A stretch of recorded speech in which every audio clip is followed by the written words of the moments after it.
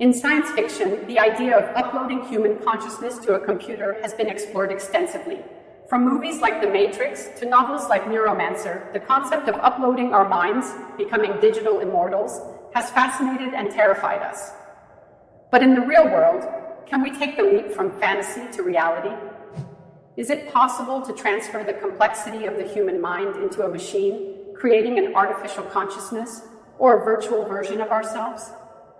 In this video, we'll dive into the cutting-edge science, philosophical debates, and ethical dilemmas surrounding the concept of uploading our minds to computers.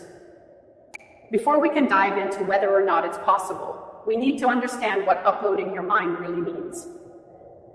The idea comes from the notion that the brain is essentially a supercomputer, processing information, storing memories, and controlling our thoughts, actions, and emotions.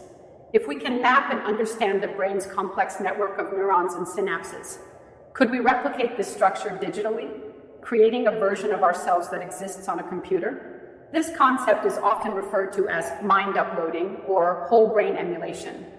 The idea is that by scanning the brain in detail, we could recreate its exact structure and functions in a machine, allowing the person's consciousness to continue within the digital realm, potentially achieving a form of digital immortality. Now let's get into the science. In order to upload a mind, the first step is to scan the brain at an incredibly high level of detail. The brain is composed of approximately 86 billion neurons, and each neuron is connected to thousands of others. The connections between these neurons, known as synapses, create the intricate network that forms the basis of all thought, memory, and action. If we want to recreate a mind, we need to capture the structure of this network in its entirety. There are several ways this might be achieved. One approach could be through neuron mapping, essentially a process of mapping the brain's neural connections in great detail. Techniques like magnetic resonance imaging, MRI, and positron emission tomography, PET scans, are already used to map the brain's activity. But these methods are not yet capable of providing the level of resolution needed for a complete map of every individual synapse. A more advanced technique that could offer this precision is electron microscopy, which allows us to see the brain at the nanoscale level. However, this method is incredibly time-consuming and not yet practical for scanning an entire brain. To achieve whole brain emulation, we need to scan a brain in its entirety with an unprecedented level of detail, possibly down to the individual synapse. Once the brain structure is fully mapped, the next challenge is simulating the activity of each neuron and synapse. Neural activity in the brain is not just about the physical connections between neurons, it's also about the electrical signals that travel between them.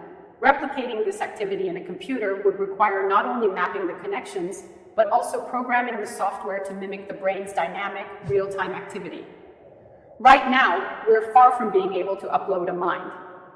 While we've made progress in understanding how the brain works, the sheer complexity of human consciousness is beyond our current computational abilities.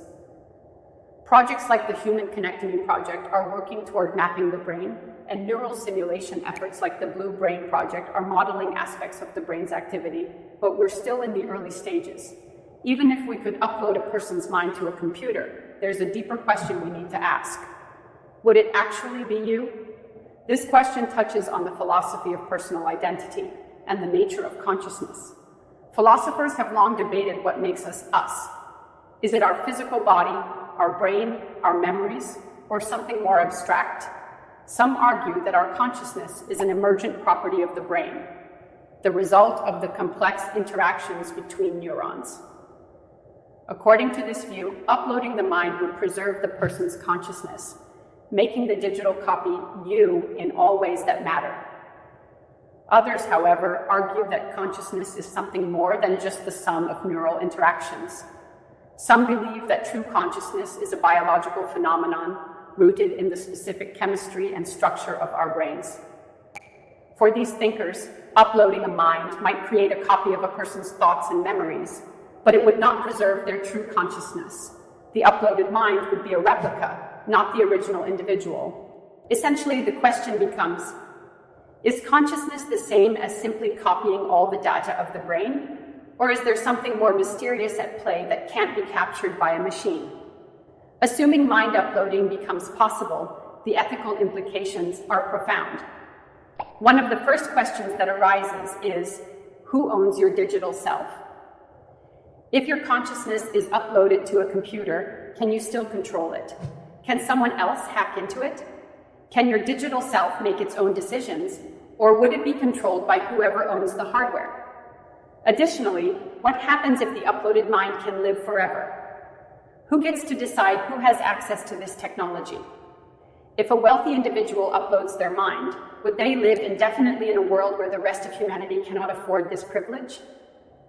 The idea of digital immortality could deepen existing societal divides, creating a class of digital elites who live forever, while the rest of humanity fades away. There's also the question of consent. If we upload our minds, who decides what happens to them afterward? Would we as individuals retain control over our digital selves, or would they be used for purposes beyond our control? Could our digital consciousnesses be sold, exploited, or used in ways we never intended? Finally, there's the concern about the nature of death. If we upload our minds and live indefinitely in a virtual world, does that change our understanding of what it means to be alive? Does a digital copy of ourselves still experience life in the same way? These are deep philosophical questions that society will need to grapple with if mind uploading becomes a reality. Even if we can scan and map the brain, there's the challenge of creating a conscious machine. Current artificial intelligence, AI systems, can simulate aspects of human behavior, recognizing faces, driving cars, or playing chess. But they don't have consciousness. They don't experience emotions, self-awareness, or subjective thoughts in the way that humans do. For mind uploading to truly work, we would need to create a machine that isn't just simulating a mind, but actually experiencing the world. This might involve not just uploading a brain structure, but also replicating its chemistry, electrical impulses, and feedback loops. In other words, we'd need to create a system that's not just a digital clone, but an artificial consciousness in its own right. The challenge is immense. We don't even fully understand how human consciousness works. Without this understanding, it's impossible to know how to create or simulate it. Could we one day reverse engineer consciousness, or would we be forever left guessing? It's a daunting task that may take centuries, if it's even possible at all. So, can we upload our minds to a computer? The short answer is not yet. The science, technology, and philosophy behind mind uploading are still in their infancy. While we're making progress in understanding the brain and simulating neural activity, the leap to uploading a conscious mind is still a distant dream. But that doesn't mean it's impossible. As our understanding of the brain grows, and as computing power advances, the idea of uploading our minds may one day become more plausible. Whether that future is one where we all live forever in a digital utopia, or a society grappling with new ethical dilemmas, is yet to be seen. The possibility of uploading our minds raises important questions about identity, consciousness, and the nature of life itself. It forces us to confront what it means to be human and how we define our existence. As science fiction becomes science fact, these questions will only grow more pressing. One thing is clear.